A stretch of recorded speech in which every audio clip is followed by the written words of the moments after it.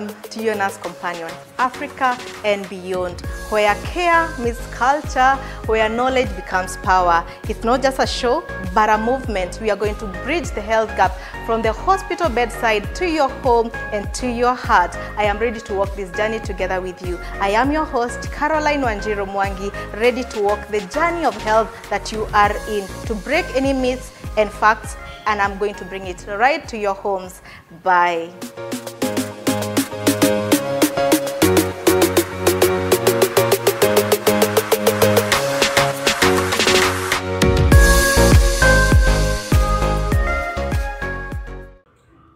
Hi, how are you? It's another episode to talk about common illnesses in under 5. I am your host, Caroline Wanjiru Mwangi, and I'm ready to talk, discuss, to answer any questions that have been asked, your concerns. And then before even we start, kindly share this video, share this link to anyone who is pregnant, a pregnant couple, or a young mom who just left the hospital, a nursing mother. If they are having a child under 5 years, this is the video for them. We had the previous episode 1, kindly please share it, where we talked about preventive measures. Ni nini mama anaweza prevent to zuia easy death under 5 years, because we want to get there. And we said according to WHO, 4.8 million children born, they don't get to their 5th birthday.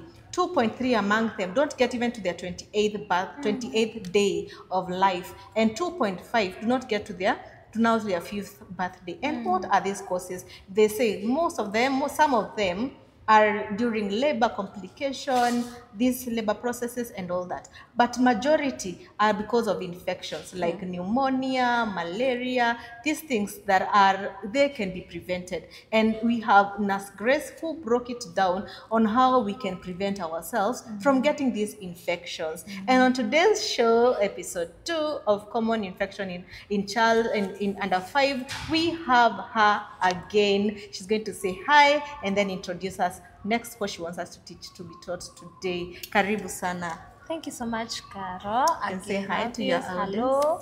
Thank you for another chance. So I am here to handle now an interesting series from the, norm. When you've done your part, sometimes it happens. Yeah, you have done all. You've cleaned your hands. You've given the baby immunization. You've taken them for, vaccination. You have ensured that the room is good, but again, mwili ni mwili tu, unajipata tu sometimes the baby just gets sick, and you should not worry. That's why medics come in, and that's why we are here to enlighten you now to take the next move. Wow. Yes. So on today's show we are going to talk about 2 things. Mostly is cough and these common tonsils. I have been a victim of tonsils even today. And to an extent that we had to get our tonsils off in the firstborn. And I would want someone to, maybe how they can prevent it, not to get to a place like that we had to go the surgery way. And now how to, even the coughs. And I've seen most of the people getting this cough. Even the environment of the house is mold. Things, if you are having persistent coughs, kindly check these things that you are going to be taught by Nurse Grace today. And I want us to talk about danger signs. As a mom, what are these things that I'm going to see and immediately go to hospital? Hakuna relax. Yes. Relax. So what are the danger signs that I should see in my under 5 and now rush to hospital? Thank you so much, Carol. Now, a normal baby, like even if it's a newborn and a bit under 5, a normal baby will always be active. Utamchekesha kidogo, atacheka. Wale wanaweza kutembea, utakimbishana na wao. Others want to play out. So, a normal baby anakuanga tu ako lively. And another thing about a baby who are fake. If the baby is sick, atakuwa sick. So as a mother now, you are able to detect, what has changed to my child. Wale hawaongei, one of the, a baby cries, a baby is able to communicate through crying. Wale walikuwa ananyonyesha, mtoto ameanza kukataa kunyonya, all of a sudden, kidogo, tumesema fever, ina communicate, amekosa kunyonya, amekuwa restless, analialia, amekuwa mfasi, haya kidogo, wale walikuwa anacheza, mtoto ametulia tu, hataki kuguzwa, hataki hataki movement. So wale walikuwa ananyonya, umeobserve mtoto ametapika. All of a sudden kidogo kidogo ametapika tena.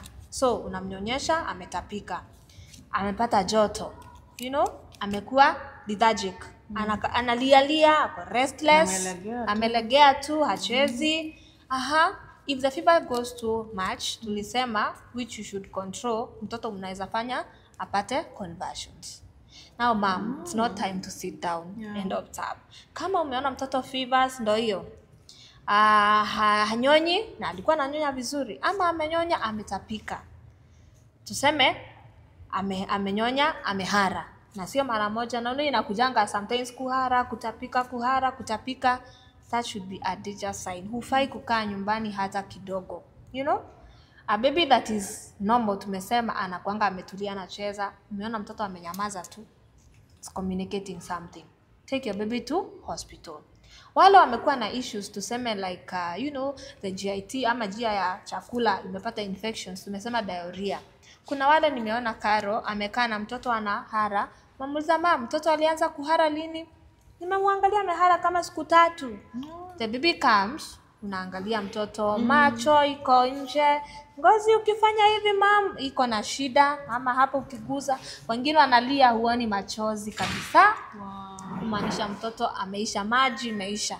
Na diarrhea can kill very fast, Karo. Even more than a pneumonia. Diarrhea inaweza peleka mtoto haraka. So mom, when you see a baby diarrhea, it is not time to observe. Afadhali yuwa unamleta, kuna dawa atapatiwa za kuachisha kuhara.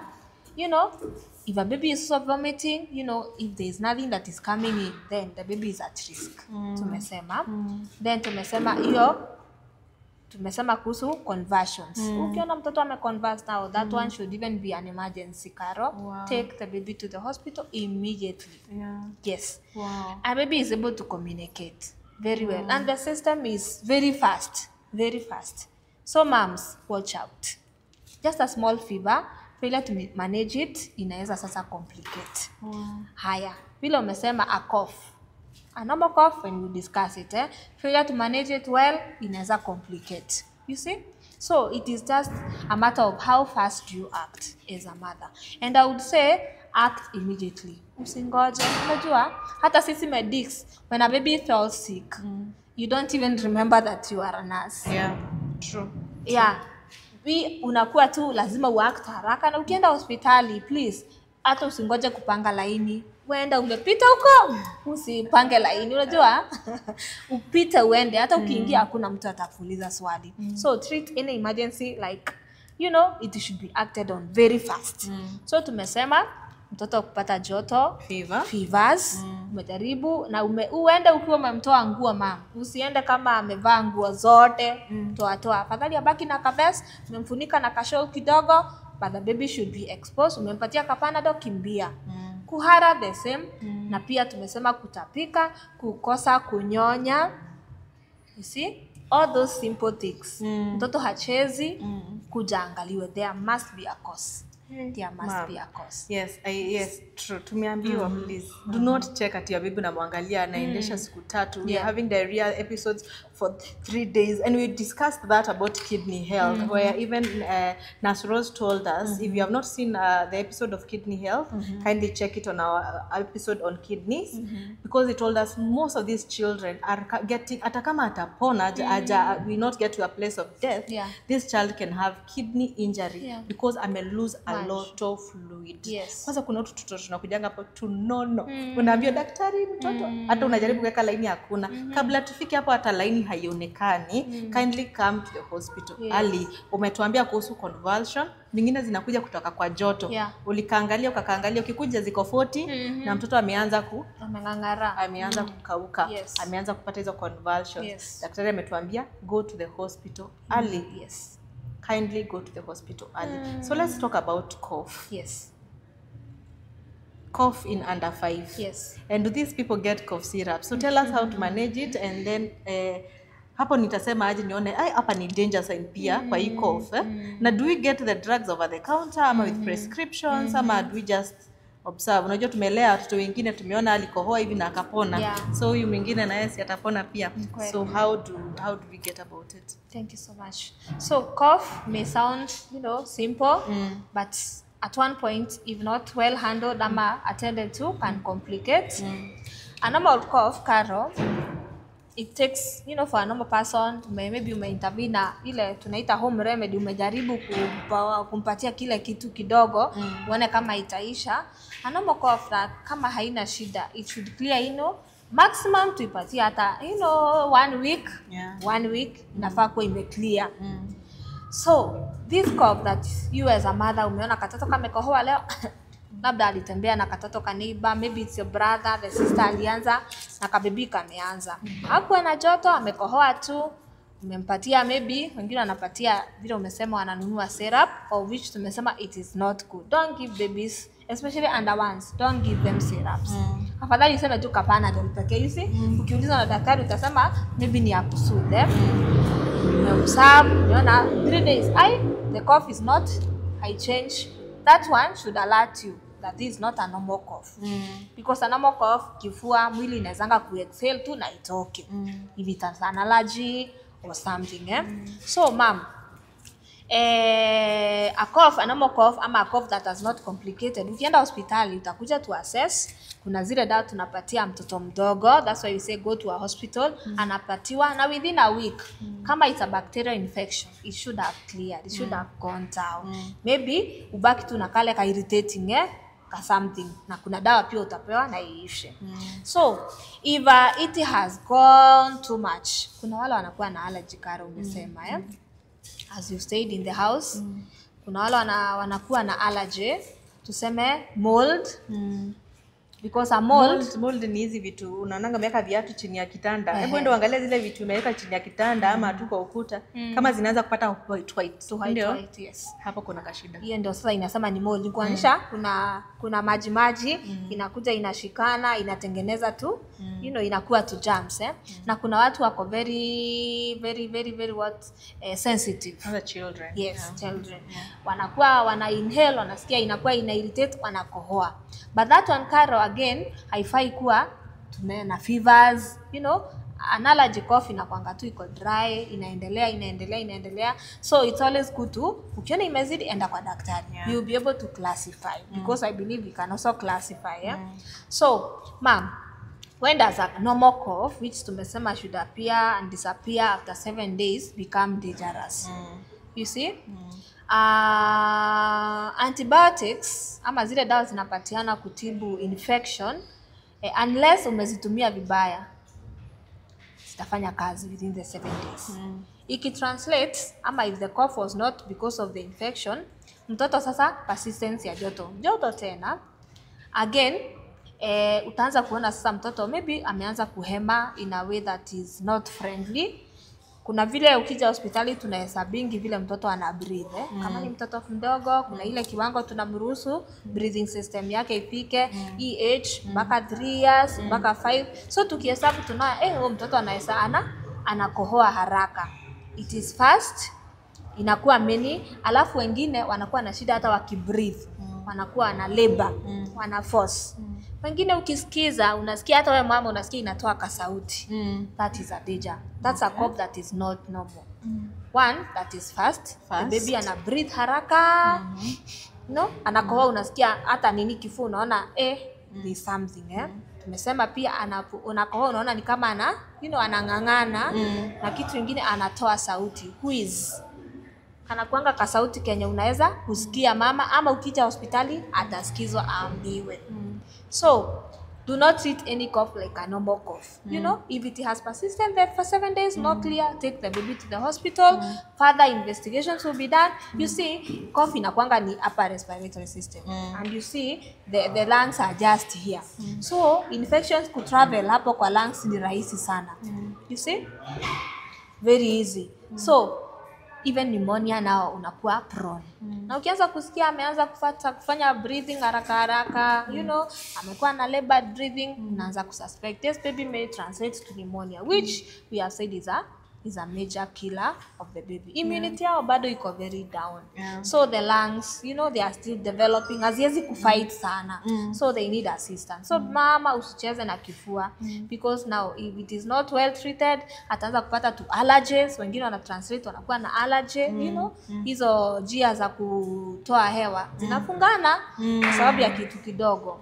So don't treat a cough just like that.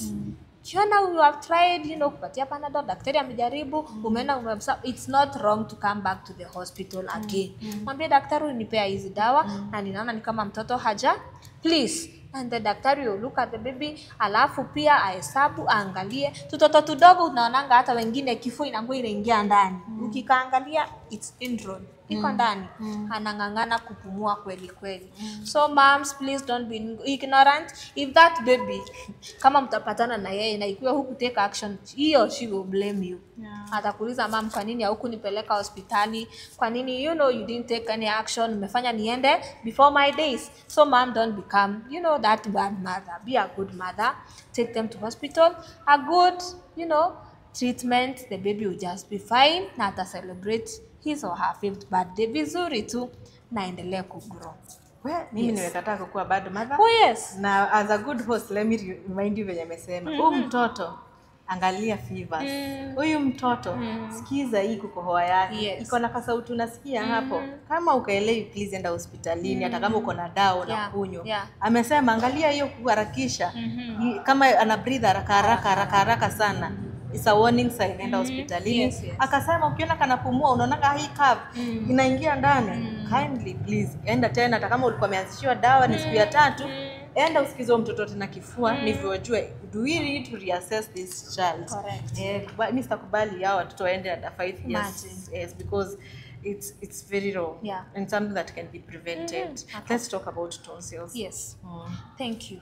Tonsils is another cause. It's also on the upper side of the system. And you know, these upper respiratory systems conditions, zingine zinakuwa unaweza vuta kutoka kwa mtu au even sharing. So tonsils unaweza pata kutoka kwako tumate twako ni tu kama vile time ya COVID ama you share a spoon, mtu alikuwa amekula nayo, umekuja, watoto shule wanapendana sana, they share. So ameenda yangu. Even at home, your brother, you know, brother to share, you see, nakana ingia. So tonsils, when attended well, they respond. They respond because they affect this part. Now, how do you know that a baby has tonsils, by the way? How do you know? Number one, any bacteria ama infection, joto ni kitu number 1. So that's why it's good to take the baby to the hospital. Aujulikane hii joto ni nini shida. Inaweza kuwa ni tonsils, inaweza kuwa ni kifua, so hujui. So joto, mtoto mdogo inaweza kuwa hata kwambia anasikia uchungu akimeza, si ndio? But when you come to a hospital, tunaangalianga mtoto, tunaangalia system zote because we know an infection can set in anywhere. Kama ni mtoto anakula, you know, atakwambia mama nasikia uchungu nikimeza, si ndio? So uchungu akimeza, mwambie fungua mdomo nione, utaona ziko red. You know, it's reddened. Na zile zimeenda sana zinakuwa na infection. Utaweza kujua.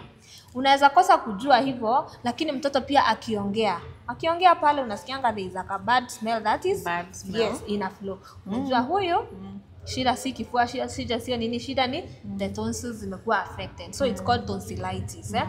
Inakuwa inflamed. Now, a bacterial infection kama ni kitu kama bacteria, viral, unajua the drug should act on it. And we always say it's good to finish medication. Maliza dawa. Kwa sababu inaweza kuwa shida sio daktari, shida ni the baby or the mother. Hamalizi dawa. Alipewa mama patia mtoto siku ngapi? 3. Siku ngapi? Siku 5. Mama alimpatia siku 3 akaona mtoto amekuwa sawa. Ako sawa na kosa kumaliza. So the next time the baby anapewa dawa itakuwa haifanyi kazi. Na isipofanya kazi sasa okay, sisemi wengi inakuwa hivyo, lakini most of the cases inakuwa hivyo. So you've tried this drug, you've tried this other one. Sasa inakuwa dawa hazifanyi. Wengine wanafanya tu culture, unajua ile inawekwa iangalie ni gani itafanya. Just to ensure that the bacteria or the virus is worked on. So mothers, tonsils Ukiona iko, it is something that can be treated. Finish your medication. Finish your Hiyo ni medication. namba moja ya kumaliza episodes kama vile Carol ulisema. Mama kutranslate ikwe hiyo imekuwa too much that it cannot be handled. First finish every antibiotic ama dawa yenye unapewa. Hakikisha dosi imeisha. Number 2. Tonsils kuna wale wanasema zinaletwa na nini? Sweet. Mtoto wangu akulangi sukari. Yaani kimpea juice hivi. Zinafura. Yes. You know the tonsils become very sensitive. Zinapatia the bacteria, you know, a good working, you know, a good growth environment. Shida si sweet. Shida ni nini ziko very sensitive. So zinapatia bacteria a good environment, zinafanya nini? Zina grow. So inakuwa invaded. So kadi si shida, sweet si shida, lakini the tonsils ziko very sensitive. There must be an infection for that thing to yes, ndio irikae ndio ikue. There must be an inflammation because sweets haina bacteria, si ndio? Ice cream haina. So kile kiko na ziko hapa, na unajua mwili yetu inakuanga na bacteria all over. Kuna zile soldiers zinakalisha. So wakati zinaenda mahali penye hapafai ama ukipatia condition yenye inaweza kuwa mbaya, inaweza kuwa mbaya. So you see, now tonsils and candies, the candies si zenyewe zinaleta. True. Sugar si yenyewe inaleta. Ni vile ina create a good media ya hiyo bacteria ina grow. Now kuna zile vinakuwa saa ziko shida. I don't know, sometimes kama zingine zinakuwa genetic, we are yet to find out. Inakuwa now it has become like too much. Na inabidi wengine wanaenda wanatolewa because they have become so sensitive. Yeah, so sensitive. So to this child mwenye amekuwa na persistent tonsils, what did you tell the mother? The mother, they should not get tired. Because now, if tonsils are not treated, Carol, the bacteria zinakuanga, they are very poisonous. If zinateremka kwa system ya mwili, they are able to attack the heart. The heart. Wow. The heart. Wow. Imagine, sijui kwa nini zinapenda tu your heart. Unapata mtu anapata ile condition inaitwa ile assault inakuwa iko na shida. Heart inakuwa invaded na hiyo bacteria. Na inabidi watoto unaambiwa kuna zile sindano za monthly. So ukienda iko na shida, sometimes if you visited this daktari umeona haija improve, sio vibaya kutafuta specialist. And these days people are specializing. Kuna yule anaitangwa ENT. Una specialize na ear, nose and throat, ataangalia. Kama ataona that these things they have to be removed for you to be solved, I think it's better that way than you know, to lose a whole system ama ilete complications. Wow. Yeah. Wow, that was so much information. Yeah. That a mom should really note down, because imagine getting a heart condition because of something little like tonsils, because you had recurrent and sasa hii bacteria because si ati haiponi, unakuta ni dawa umalizi. Uliona mtu ameanza kukula amechangamka, you're like kamepona hapo sawa, so unakosa kumaliza dose, and hizi recurrent nozoia bacteria inaenda to cause something like a heart condition. So imagine something little like that. So we're not just preventing ourselves not to have this death under 5, but hizi complications kubwa kama heart condition yenye ilitoka from tonsils. So if your child has been having a lot of recurrent tonsils, as you've been told about your assault, go have it checked. Nivo tusifike mahali tumeanza kudunga zile sindano za kila mwezi because of such conditions. Thank you so much for teaching us these things, because the things that are progressing now to something bigger in life. And because I've experienced that, we are going to get an ENT to the show, because sasa kama mzazi kama mimi mwenye nilifika mahali lazima tutoe hizi tonsils. How did we get there? Mimi hapa siko kama nurse, hapa ni kama mzazi. How did I get to the place that lazima tungetoa tonsils? And we are going to bring a specialist, because I know of one who can tell us details until which part we say no, we have to get these tonsils out. No, until this time now. And then another thing I came to realize of these children, hii bado nilikuja zingine ni experience, zingine ni kusoma. Hii ni experience. Unakuta mtoto amepewa, ameenda akasikizwa kifua, anakuwa na persistent fever, na hii ni kadogo maybe under 1 or 1 years, ni kadogo tu meka treat na antibiotics. Another thing, na kameangaliwa di malaria. Another thing niliona that is very stubborn ni UTI, urinary tract infection in children. Especially Boy child. Boy Gotcha. child. Yes. So if you're seeing yourself umetritiwa cough kamepona cough, kamepona hizi akana uwezi jua infection ni wapi. Check the UTI, the urinary tract infection. And it is something that to be alert on. What are among the things that would cause fever? Fevers. For a baby, as we have said, it's basically infection of any type, be it with the ear, be it of the nose, of the throat. Number one, it denotes infection. Number two, for a baby that is now breastfeeding or something, itaonyeshana ya even signs of dehydration.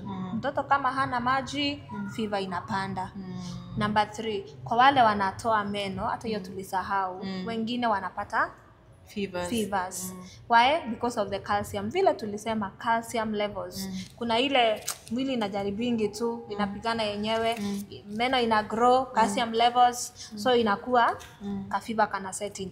But kama mtoto ako strong, hiyo kitu anaezanga overcome. Yes. Just with exposure. And then breastfeeding, keeping the baby rehydrated, the baby anakuwa tu overcome. Another thing cause of fever,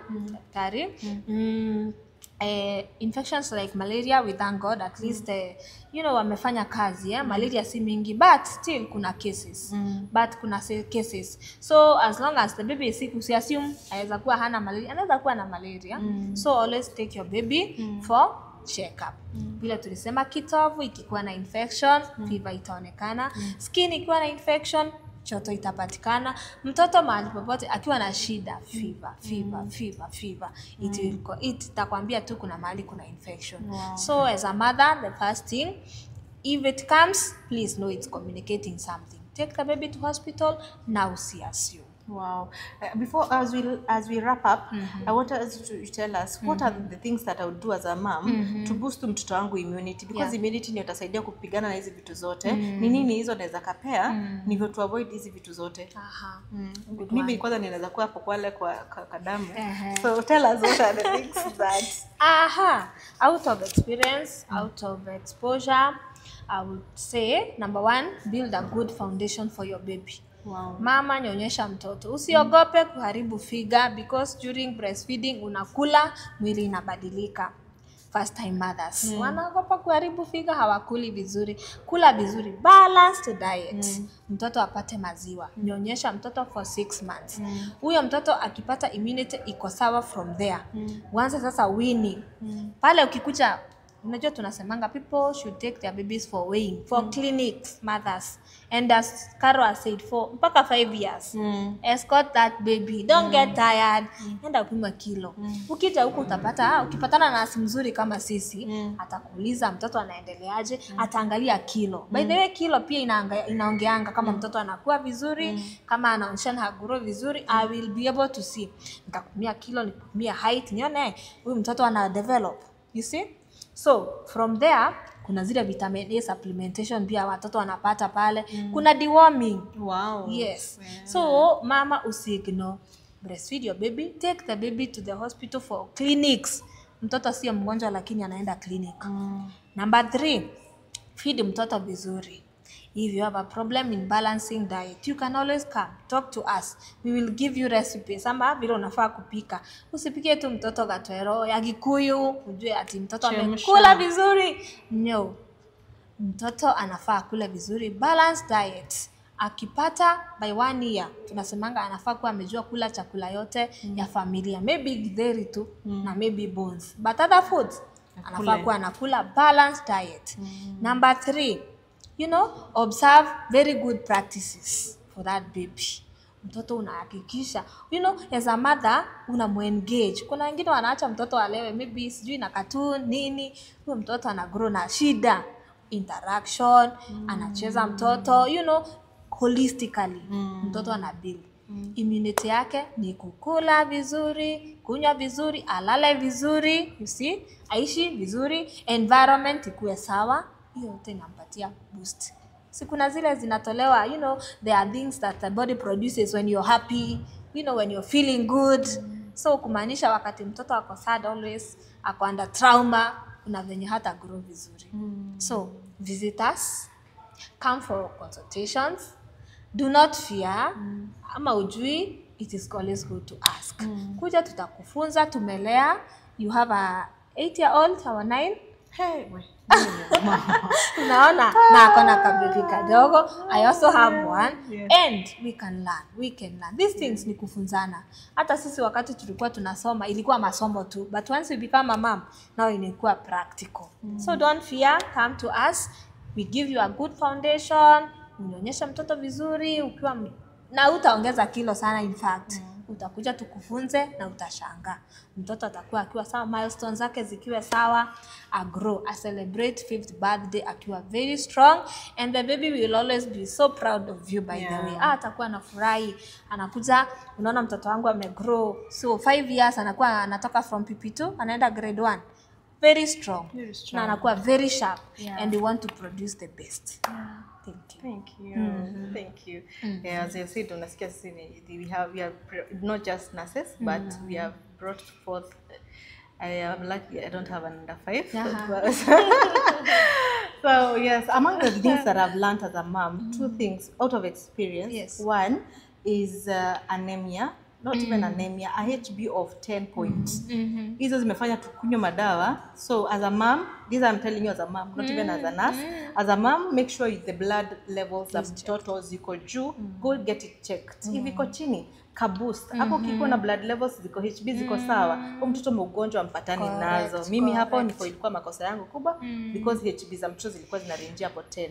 10 anakuwa tunatoka kakadawa tukienda kingine until we got our blood levels to a good number, maugonjwa tukachana nazo. The second thing is when we were bringing up the babies and they are little, hizi diapers, the way you take care of the diapers, unakuta umekapanguza as a mom or as a guardian, unatoa diaper, like ukienda kukavalisha unatoa ile, unachukua wipe or liner kwa wet, unakapanguza, unakuta haukutoa ile maji, haukukausha ile maji ya liner ama ile maji ya diaper, unakuta mtoto bado ako wet ukipaka mafuta.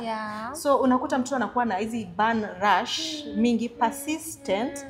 Unashinda ni diaper kwa na reaction nayo? Hapana, ni ile venye unaekelea hii mafuta, unapaka mafuta kwanza, unapaka mingi ati asichomeke na umeekelea juu ya maji. So ako ka maji, ako ka environment ka humid, unakuta bacteria zinaweza kugrow, naanza kupata irritation, not because of the diaper, not because of the urine or something, it's because of the reaction ya hizo bacteria zina accumulate because of the environment. Vile tulikuwa tunaambiwa about taking care of your innerwears, you make sure they are dry. Even the diaper area should be dry, not just because of the condition of the diaper, but when umekapanguza, after umetoa your wipe, umekapanguza na your wipe, dry, pat it to dry the area dry, and then apply oil, and when the area is dry, hapa tutapata burn.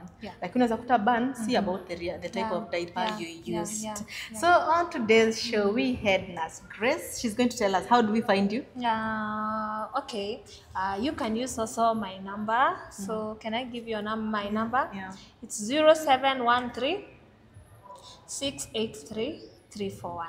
Wow. So you can always reach out to me. I will be ready to help you walk the journey, and especially first-time mothers. Nakuanga nawapenda because I remember the struggles, the questions, you know, the answers to yourself. Lakini nashukuru. So feel free. When you see Carol, you can always ask her to find me. As I said, I am at Focus Clinic. I am a nurse. And when you come there, we'll ensure that we give you the best service. You will not regret meeting us.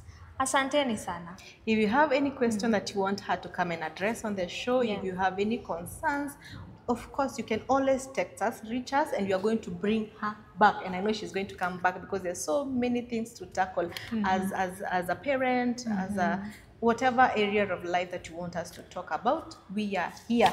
We go live at Oasis of Love Mwea, live at Your Nurse Companion on YouTube and Facebook, and we are here to walk the journey of health together with you. I am your host, Caroline Wanjiru Mwangi, and of course, as a mom, you can always reach even our page at Leisure Baby Shop, where we have all those things that we have discussed. If you want a breast pad, if you want the maternity pads, if you want the pumps, if you're starting breastfeed, you want to go back to work and you want the pumps, they are readily available. So reach on Leisure Baby Shop pages and you're going to be delivered wherever you are watching us from. That's all for today.